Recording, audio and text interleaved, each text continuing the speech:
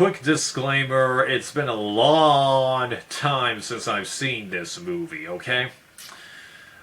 Scream 6, surprisingly very worthy follow-up to Scream 5, because other than Creed and Die Hard 5, I really couldn't think of a franchise that had a next-gen movie, but then done a movie that continued down that timeline. So I didn't really have that high of hopes for this movie, and yet the continuations that they did for everyone's character, introducing the new characters, changing how this franchise was behaving, all of that was just excellent for everybody, yeah.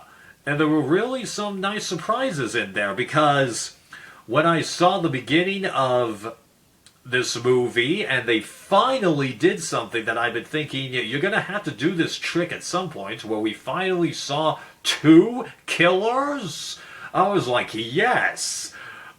But then, of course, they try to throw you a curveball where it's like, no, one of these killers is a false killer who does have their own agenda, but then we're going to show you the real killer in mask, who then gets rid of the fake one. Nah.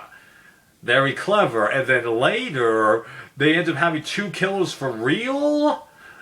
In addition to someone who was never in costume helping them out?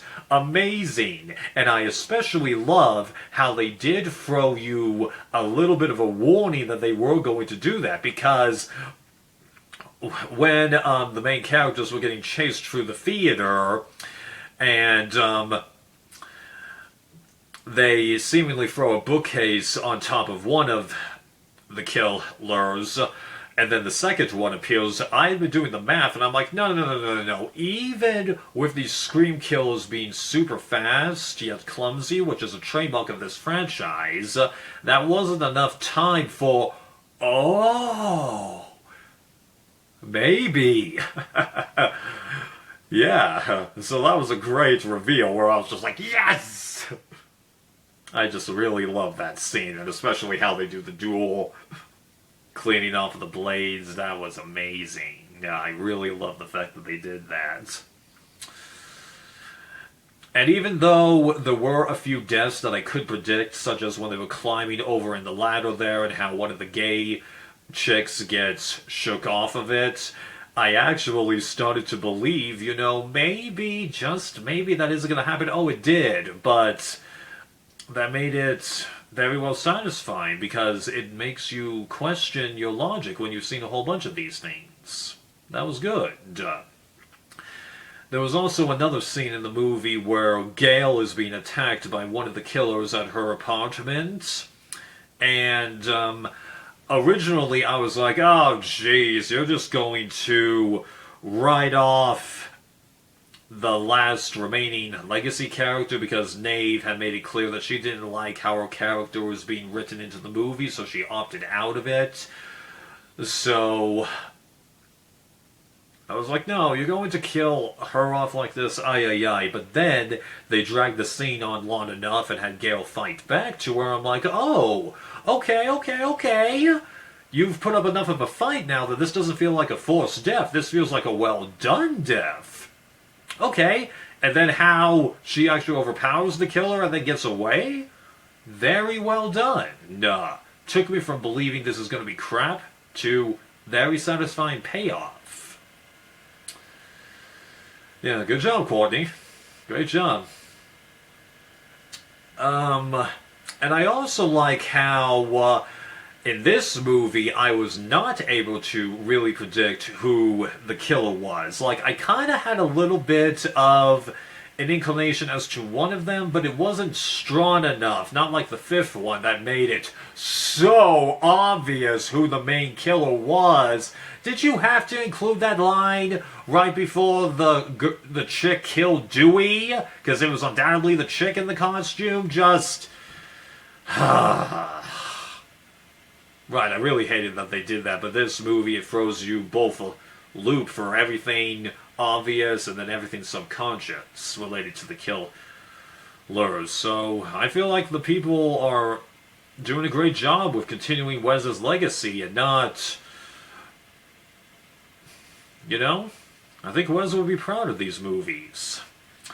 Though I am curious as to how they're going to continue this franchise, because both with Jenna Ortega backing out and the main actress for these last two movies doing the Israeli-Palestine comments, yeah, you're going to have to come up with a new batch of characters, I think, and then just having Hayden's character of Kirby becoming better. I don't think that alone is going to be enough, especially since they exercised a loophole to bring her character back, even though, of course, we have to remember, Dewey got stabbed hugely in both the first and the second one, and they had him survive, so if Dewey survived, why not someone else? Especially now that Dewey is gone. Yeah. Thankfully, though, I do know that Nave, at least last time I checked, is coming back for this franchise, so it'll be nice to see her again. And I wonder if they're going to give her a bigger role, because the fifth movie, for completely understandable reasons that I think I agree with, put her character on the back burner in order to give the new characters time to shine and have Dewey's death be a lot more impactful. Good job. But I think that they're going to have to bring her forward again, because it all started with Sydney, you know? Right. Not much else to say, I think. So, trying to decide if I should give this movie 4 or 4.5. This is an example of where not seeing the previous reviews that I've done for this franchise have come to bite me. So, I freely admit, I'm going to chicken out here.